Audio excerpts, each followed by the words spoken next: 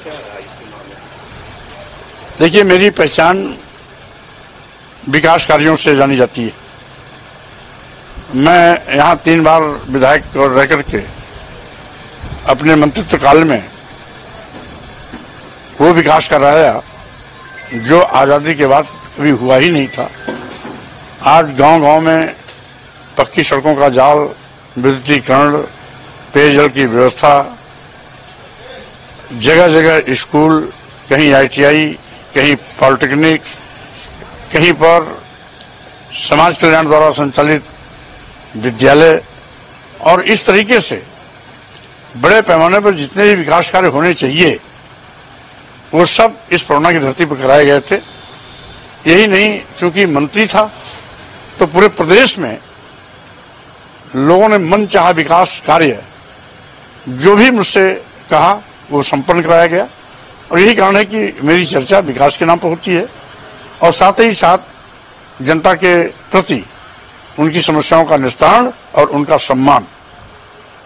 और आज भी हमारा मुद्दा यही है, विकास किया है, विकास करेंगे, जन जन का सम्मान करेंगे। कुछ जगहों पे आज मशीन में गड़बड़ी सुबह की आई है, आप कैसे लेते हैं? देखिए, अब मशीन है तो मशीनरी गड़बड़ियाँ, टेक्निकल गड़बड़ियों से कभी कभी हो जाती हैं, लेकिन अधिकारी लोग उसको तत्काल बदलने की कोशिश कर रहे हैं और बदल भी दी जा रही हैं।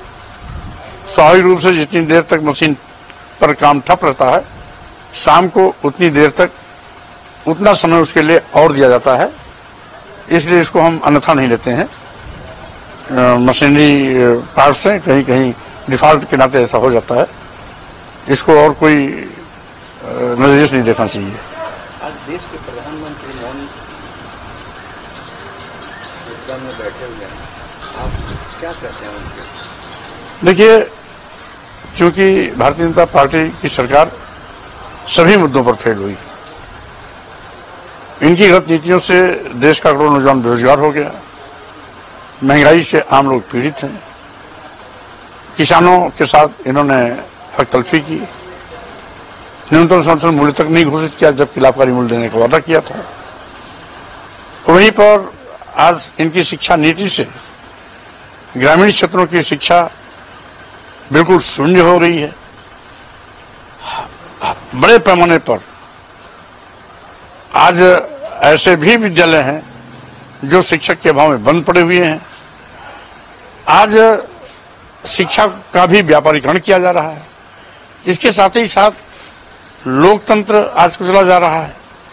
आज संविधान की धज्जियां उड़ाई जा रही, संविधान बदलने की फिराक में सरकार है।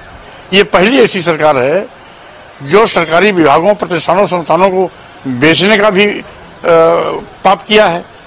सारे बंदरगाह, एयरपोर्ट, एयर इंडिया, सारे रेलवे स्टेशन, कई दर्जन ट्रेनें LIC जैसी संस्था अपने चहेते उद्योगपतियों के हवाले कर दिया। तो स्वाभाविक रूप से आज अब भाजपा की उल्टी गिनती शुरू हो गई है।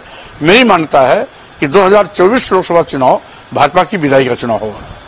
ये कह रहे चुन क्या है, संविधान चेंज कर देंगे?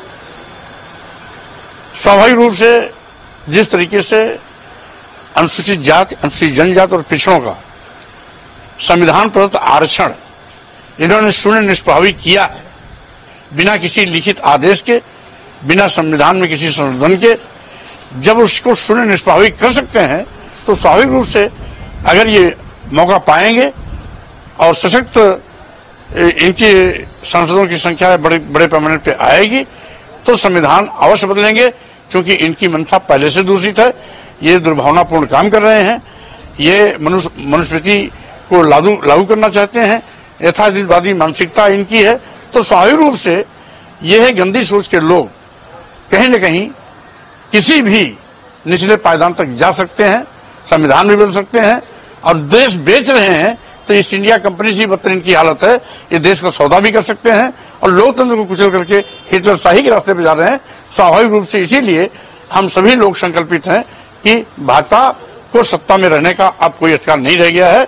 इसीलिए 2024 में भाजपा को केंद्र की सत्ता से बाहर का रास्ता दिखाना चाहिए।